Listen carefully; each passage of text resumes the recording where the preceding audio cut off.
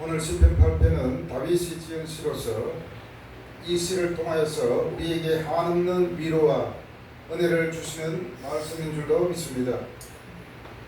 이 말씀을 통하여서 우리의 연약한 마음을 더 굳세게 하고 우리 마음을 잘 다스리는 그러한 말씀인 것 같습니다.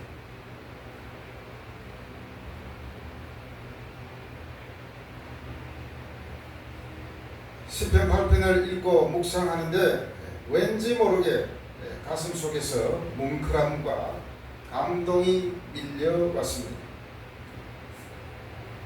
그리고 어릴 때의 추억과도 오버랩되는 시이기 때문에 더욱 그런 것 같습니다. 어릴 때 시골에서 자란 사람들은 아마도 똑같은 추억이 있을 것입니다. 지금은 에어컨 집집마다 에어컨이 들어와 있지만 그때는 선풍기도 잘 없었고 오직 부채만 있을 때도 있었죠. 그래도 그때는 어떻게 견뎌왔는지 모르겠습니다. 별로 놀이도 없었고 볼거리도 없었는데 그래도 추억이 많은 것 같습니다. 특히 이맘때 한여름이 되면 시골의 풍경은 집집마다 비슷했지 않나 싶습니다. 마당 한쪽에는 모깃불을 피우고 그리고 마당에 큰 평상을 깔고서는 거기서 저녁도 먹고 모기장을 치고 잠을 자기도 했습니다. 그때 밤하늘을 보면 어땠습니까? 남쪽으로는 우윳빛이 쫙 흐르고 있었어요. 우윳빛이 흐르는 거대한 은하수가 보입니다. 마치 거대한 산맥을 보는 듯 했습니다.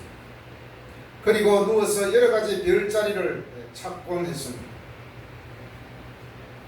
그리고 별무리들 사이로 까마득한 하늘이 펼쳐져 있는 그곳을 보면 마치 어떻습니까? 눈이 빨려 들어가는 그런 느낌이었습니다.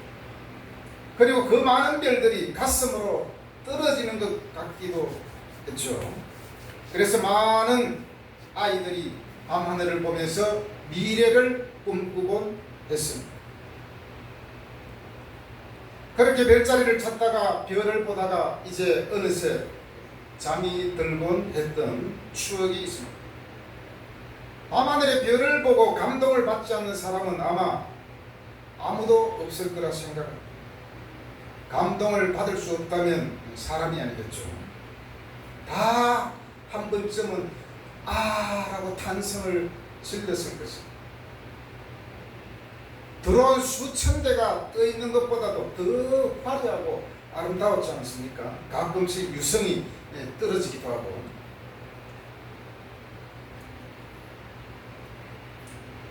시편 8편은 다윗이 목동 시절에 밤하늘을 바라보며 느꼈던 그런 것을 지은 것이라 할 수 있습니다. 다윗은 양을 치며 들판에서 밤하늘의 별과 달을 매일매일 자주 보았을 것입니다. 비가 오지 않고 구름이 끼지 않는 날은 반드시 별이 떠 있었겠죠.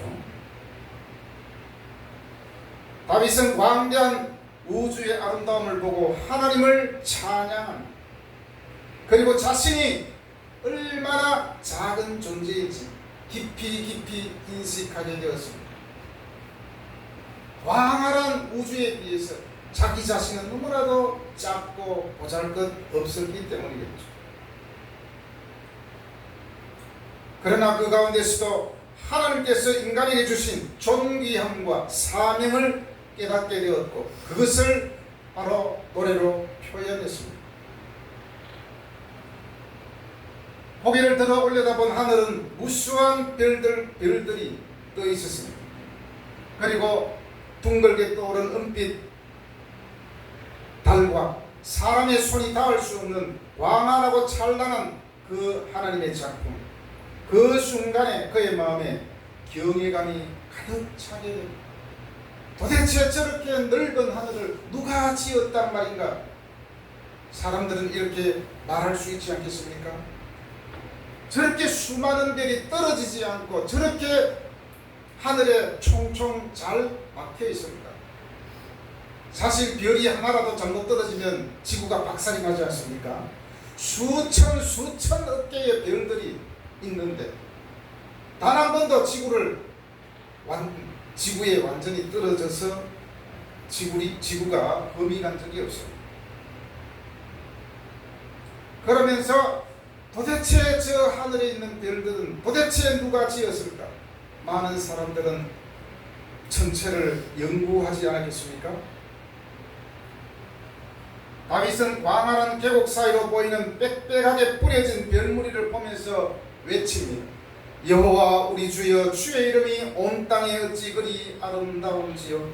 이렇게 감탄을 하면서 하나님의 이름을 부르는데 그 가슴 속은 어떻겠습니까? 감동의 저절로 짜릿해짐을 느끼지 않았겠습니까? 다윗이 하나님을 주님으로 부르고 있습니다. 이것은 지금 엄청난 대우주를 바라보면서 저 별과 달을 지으신 분이 바로 하나님이시고 주인이라는 고백이 아니겠습니까? 이 시는 앞에 4편에서 7편시를 보면 거기에는 고통을 호소하며 구원을 강구하는 그런 내용이 있습니다. 그런데 8편에서는 하나님의 이름과 능력을 찬양하는 그러한 찬송시가 이제 시작이 됩니다. 시편 8편은 하나님을 더 깊이 묵상하려고 하는 갈망과 하나님께서 얼마나 우리를 생각하시며 관심을 가지고 계신다는 사실을 주목하게 하는 그런 시. 세상을 지으신 하나님께서 우리 삶과 모든 순간을 함께 하시고 우리에게 눈을 떼지 않으신다는 것입니다. 그분이 저 대우주를 만드셨습니다. 그래서 많은 사람들이 마음을 뭉클하게 하며 스스로 자신을 하찮게 느끼는 사람들에게 하나님의 깊은 위로를 느끼게 하는 그런 시. 먼저 1절 보기 전에 그 위에 보면 깃딧에 맞춘 노래라고 되어 있습니다. 깃딧에 대해서 여러 설이 있지만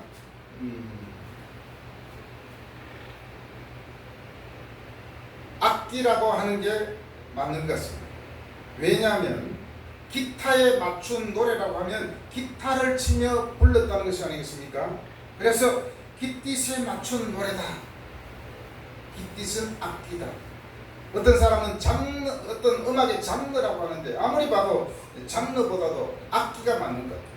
포도 즙을 짜는 그 틀과 비슷한 악기.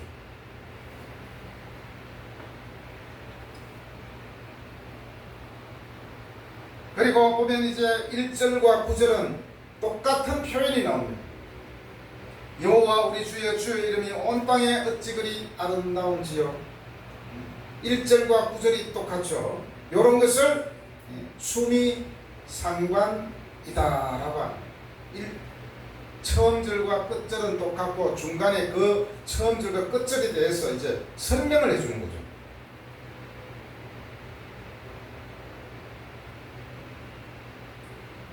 그리고 1절에서 3절은 하늘의 영광을 묵상하고 있습니다. 하늘의 영광은 바로 하나님이 지으셨기 때문에 거기에 하나님의 이름이 드러나고 영광이 있는 것입니다. 우주는 우리 인간의 이해를 초월하는 그러한 대자연입니다. 자, 우리가 박물관이나 전시관에서 예술 작품을 보면서 뭐라고 말합니까? 야, 저 그림 잘 그렸네. 그 다음에 이어지는 말이 뭐죠? 저 작품 도대체 누가 그린 거야? 저 작품 누가 만든 거야? 이렇게 말하지 않습니까? 작품을 보고 작품에 대한 감상에 그치지 않고 그 작품이 누구의 손에 지어졌는가? 그것이 몹시 궁금하죠. 유명한 작가가 만들었다면 가치가 더 많이 나갈 것입니다.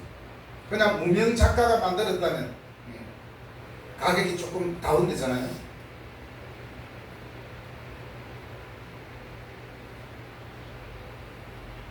그 작품의 작가에 대한 찬사를 사람들은 하게 됩니다. 이것처럼 별과 달을 보면서 그 지으신 분이 바로 하나님을 인식하게 되고, 정말 하나님은 대단하십니다, 그런 고백을 하지 않겠습니까? 불신자 가운데서도 그런 고백을 하는 사람이 있잖아요. 도대체 저 자연을 누가 만들었느냐, 도대체 우연히 저렇게 던져졌다면 어떻게 이렇게 정교하게 움직일 수 있겠는가 라는 의문을 가지고 있는 사람도 있을 것입니다. 하여튼 우주는 정교하고 정확하게 움직인다는 것은 과학적으로도 입증되지 않았습니까? 그런데 저 정교한 것을 누가 만들었느냐 라는 것입니다. 다윗은 하나님의 이름을 부른 후에 주의 영광이 하늘을 덮었다라고 고백하고 있습니다. 여기서 덮었다라는 것은 하나님의 영광을 하늘에 세팅해 두었다라는 것입니다. 하나님의 영광을 하늘에 두었다. 달과 별이 있으니까 달아두었다라고도 할 수 있겠죠. 왜 하나님의 영광이 온 하늘에 덮여져 있습니까? 하나님이 지으셨기 때문입니다. 너무나도 멋진 작품인데 그 작품을 만든 분이 바로 하나님이기 때문에 그 가운데 하나님의 영광이 드리워져 있는 것이죠. 하나님이 바로 저 아름다운 하늘과 빽빽한 별들을 지으셨다는 그런 고백입니다. 이제 좀 더 구체적으로 하나님의 이름이 왜 아름다운지를 고백하고 있습니다. 2절에서 어린이들과 젖먹이들의 입으로 권능을 세우셔서 대적자들을 잠잠케 하신다고 고백하고 있습니다. 여기서 어린아이와 젖먹이는 가장 연약하고 무력한 존재들을 가리킵니다. 그런데 바로 이들의 입술의 찬양을 통해서 하나님의 권능을 드러내신다는 것입니다. 어린아이와 젖먹이는 바로 겸손한 자를 말합니다. 하나님을 인정할 수밖에 없는 우리 자신을 말합니다. 이들이 바로 하나님을 찬양하며 권능을 세우게 하는 것은 원수들과 보복자들을 잠잠하게 하려 하심이라. 원수들과 보복자들이 누굽니까? 하나님의 존재를 부인하는 사람들, 그리고 어리석고 교만한 악인을 가리키고 있습니다. 반면에 약한 자는 주님을 찬양함으로써 자신보다 비교할 수 없이 강한 자들을 침묵시키는 것입니다. 마태복음 21장 16절에 보면 예수님께서 하신 말씀이 있습니다. 어린아이와 젖먹이들의 입에서 나오는 찬미를 온전하게 하셨다. 하나님의 위대하심이 바로 연약하고 무력한 어린 아이와 같은 사람들의 입술을 통해서 드러난다고 하는 것입니다.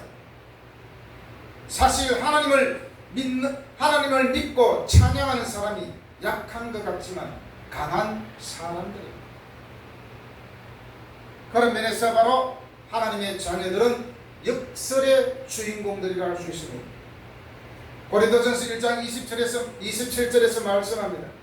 그러나 하나님께서 세상에 미련한 것들을 택하사 지혜 있는 자들을 부끄럽게 하려 하시고 세상에 약한 것들을 택하사 강한 것들을 부끄럽게 한다고 말씀하고 있습니다. 어떤 사람들은 못났고 약하고 부족한 사람이 교회를 나간다고 하지만 그렇지 않다는 것이죠. 오히려 하나님을 인정하고 저 우주와 비교했을 때 보잘것없는 나 자신을 발견하게 됩니다. 그 가운데서 하나님께서 나를 사랑해 주시고 자녀 삼아 주셨다는 것, 그것에 감사하는 사람이 하나님을 찬양하는 사람이죠. 다윗은 이제 3절에서 다시 밤하늘을 보게 됩니다. 주의 손가락으로 만드신 주의 하늘과 주께서 베풀어 두신 달과 별들을 내가 보니 지금 다윗은 계속해서 하늘을 보고 있습니다. 어쩌면 저렇게 아름다울 수 있습니까? 여기서 주의 손가락으로 만드셨다는 것은 아주 섬세하게 만드셨다는 것입니다. 그뿐입니까? 아주 정교하고 질서 있게 우주를 창조하셨다는 것입니다. 지구를 포함한 행성이 어느 것 하나 흐트러짐 없이 태양을 중심으로 질서 있게 움직입니다. 태양과 지구의 거리, 지구의 기울기, 지구의 공전, 자전 속도 어느 것 하나 마음대로 움직이는 것이 없습니다. 그리고 이것들이 충돌하지 않고 시계 톱니바퀴처럼 정확하게 돌아간다는 사실입니다. 이렇게 우리가 상상하지 못할 정도로 엄청나게 큰 광활한 우주가 정교함과 질서, 정연함하기까지 한 것을 보면 어떤 마음이 들겠습니까? 그래서 다윗은 감탄을 하면서 하나님께 질문을 합니다. 4절 같이 읽어보겠습니다. 시작. 사람이 무엇이기에 주께서 그를 생각하시며 인자가 무엇이기에 주께서 그들을 돌보시나이까. 사람이 무엇이기에 주께서 그를 생각하시며 인자가 무엇이기에 주께서 그를 돌보시나이까. 우리 모든 사람들을 말합니다. 사람이 무엇이기에, 이 질문은 바로 사람이 무엇입니까? 라고 묻습니다. 하나님, 도대체 사람이 무엇입니까? 인간의 본질에 대해서 다윗은 질문을 하고 있습니다. 도대체 인간은 무엇입니까? 광활한 우주공간과 거기서 빛나는 별들을 보면서 상대적으로 보잘것없이 보이는 인간의 존재를 인식한 사람이 질문하는 그런 질문이 아니겠습니까? 우리 사람도 우주 공간에서 존재하는 별들과 사실은 똑같습니다. 어찌 보면 별들보다 못한 먼지에 불과한 그런 존재가 인간이 아니겠습니까? 바로 다윗은 그것을 발견했다는 것입니다. 저 광활한 우주 가운데 던져진 나의 모습,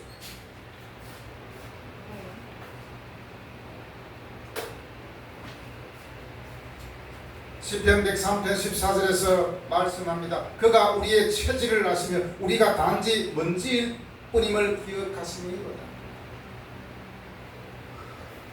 저 광활한 우주에 비해서 우리가 먼지에 불과하다는 것입니다.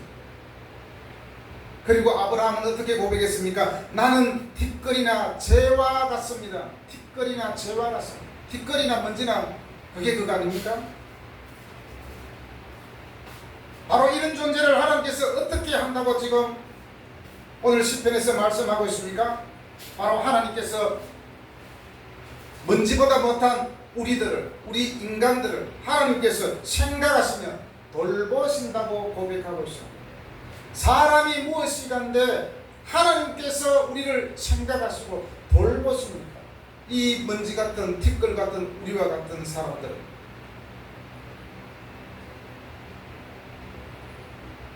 생각한다는 것은 기억한다는 것입니다. 하나님이 우리들을 기억한다는 것입니다.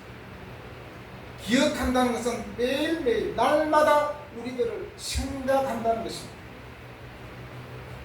아무리 어릴 때 기억이라도 계속해서 되새기는 사람은 그것이 기억나겠죠. 옛날에 누가 말했죠. 어릴 때부터 계속 그 일들을 계속 되새기니까 기억한다. 아무리 머리 나빠도 계속 되새기면 기억이 나거든요. 하나님은 늘 우리를 생각하고 되새기기 때문에 우리를 모든 것을 기억하고 있는 분입니다. 사람을 기억하시고 생각하신다는 것이 얼마나 큰 은혜입니다. 그렇기 때문에 우리는 뭐죠? 그런 면에서는 우리는 전혀 보잘것없는 그런 존재가 아니라는 것이죠. 하나님이 우리를 귀하게 여기기 때문에 그렇습니다.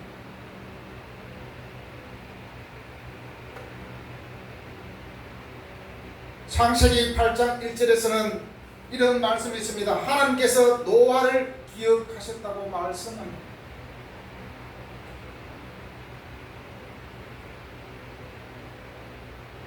오늘 말씀에서 돌본다는 것은 원어에 보면 찾아오신다고 되어 있어요. 찾아오신다. 모든 것을 알고 있기 때문에 우리가 힘든 어려움이 있을 때든지 언제든지 우리와 함께 하시고 찾아주신다는 것입니다. 이것이 바로 하나님의 은혜가 아니겠습니까? 그 어떤 은혜보다도 하나님께서 나를 날마다 찾아주시고 함께 하신다는 그 사실이 은혜인 줄로 믿습니다. 이렇게 시편 기자가 기쁨과 놀라움을 느끼는 것은 하나님께서 우주의 무한함과 창조주의 위대함 속에서 지극히 하찮은 피조물인 인간을 당신의 관심에서 제외하지 않으신다는 사실에서 비롯합니다. 그것도 모자라 하나님보다 조금 못하게 하셔서 우리에게 영화와 존귀로 관을 씌우셨다고 고백하고 있습니다. 하나님은 인간을 피조물 중 가장 낮은 존재가 아니라 하나님보다 조금 못한 수준, 곧 영광과 존귀로 관을 씌우신 존재로 창조하셨다고 말씀하고 있습니다. 비록 먼지 같은 존재이고 비록 티끌 같은 존재이지만 하나님께서 영광과 존귀로 관을 씌우셨기 때문에 우리는 더 이상 티끌과 같은 그런 존재가 아닙니다. 만물의 영장이 되었습니다. 하나님은 인간을 작고 미미한 존재처럼 보이는 존재로 만드셨지만 동시에 영광과 존귀를 우리에게 입히셨습니다. 인간의 정체성과 가치가 하나님의 창조와 뜻 안에서 얼마나 높고 귀한가를 오늘 시편에서 보여주고 있습니다.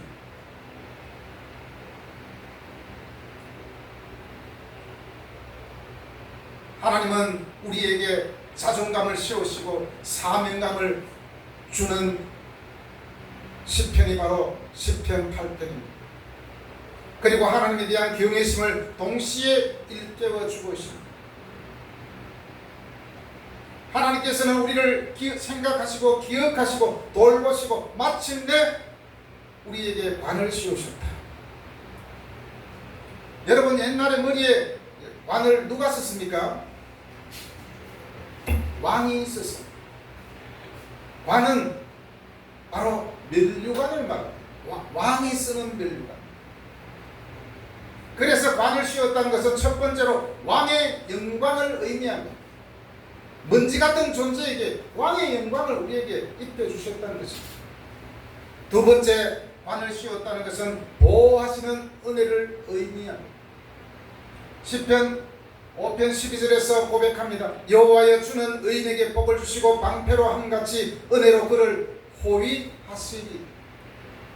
하나님께서 우리에게 관을 씌우시고 우리를 호위하신다는 것입니다.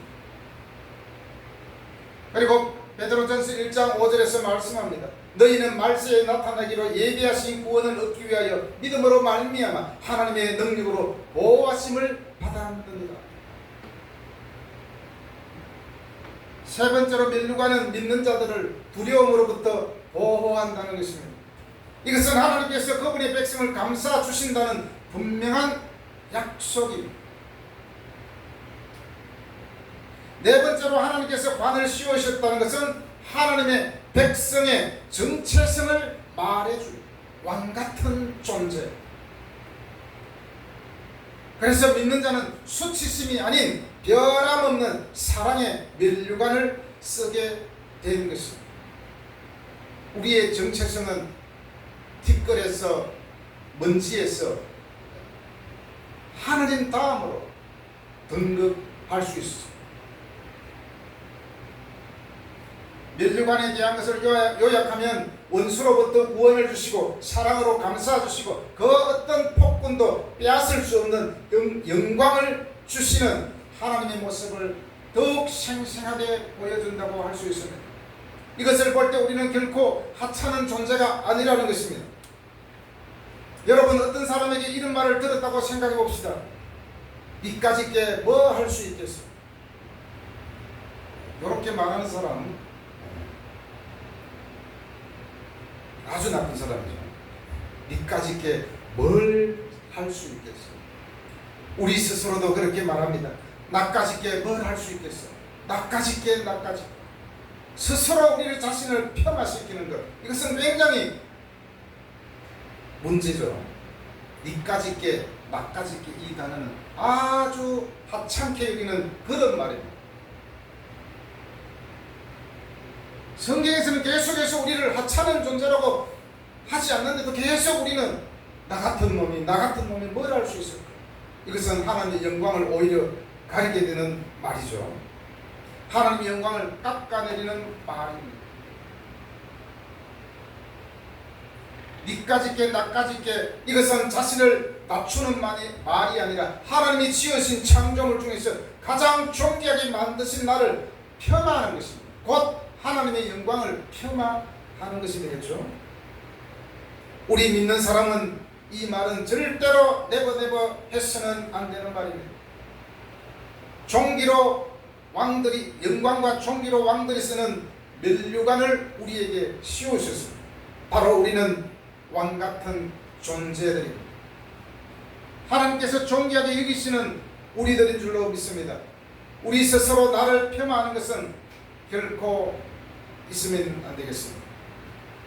이제 6절 8절에서 하나님께서 우리에게 돌보는 사명을 맡겨주신 것을 노래하고 있습니다.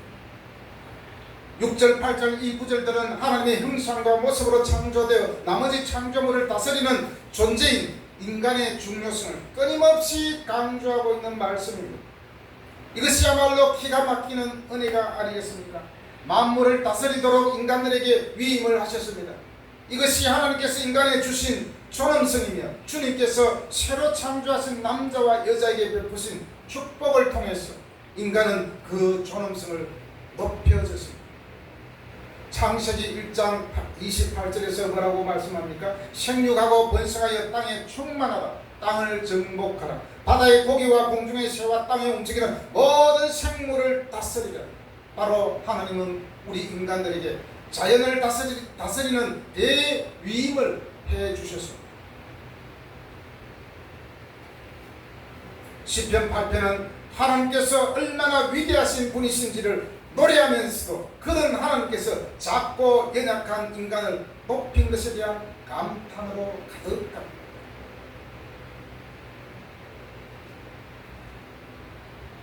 우리가 살아가면서 무엇보다도 하나님을 믿으면서 신앙생활을 하면서 이런 감탄과 감격과 감동이 없다면 얼마나 무미건조한 신앙생활을 할 수 있겠습니까? 우리는 하나님의 말씀을 통해서 날마다 감격하고 감동하고, 그래서 우리의 존재 가치를 높게,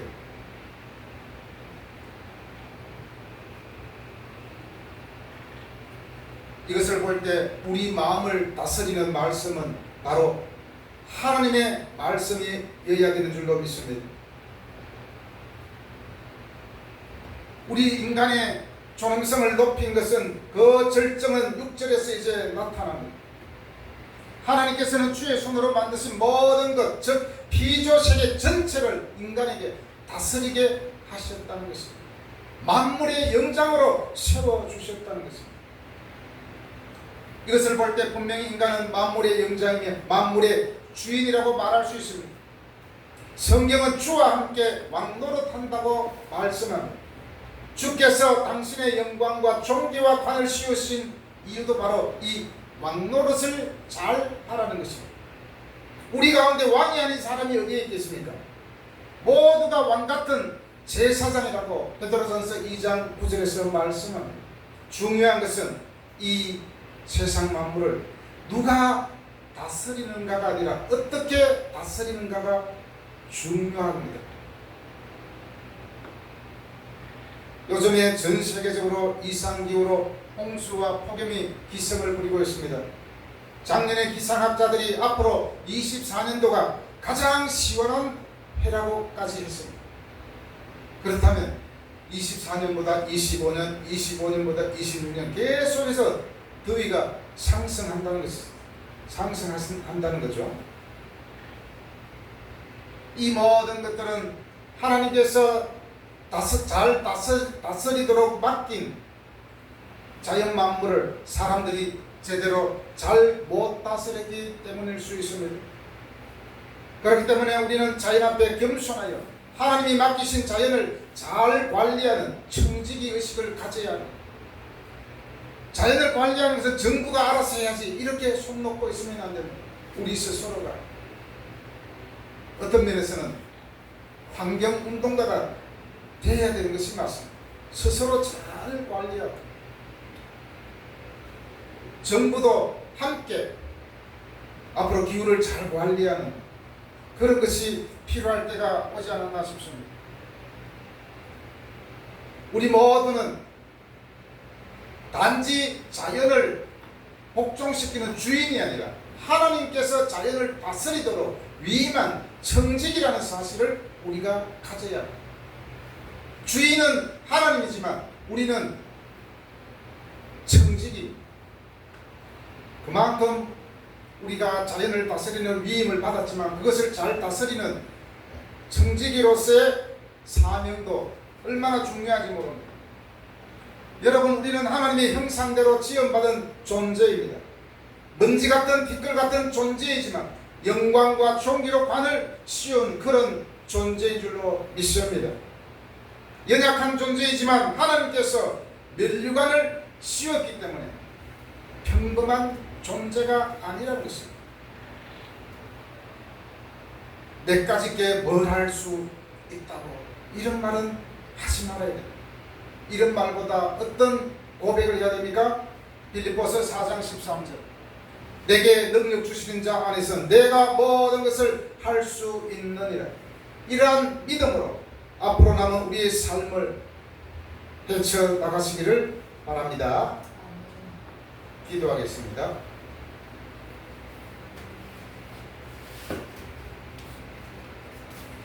하나님 아버지,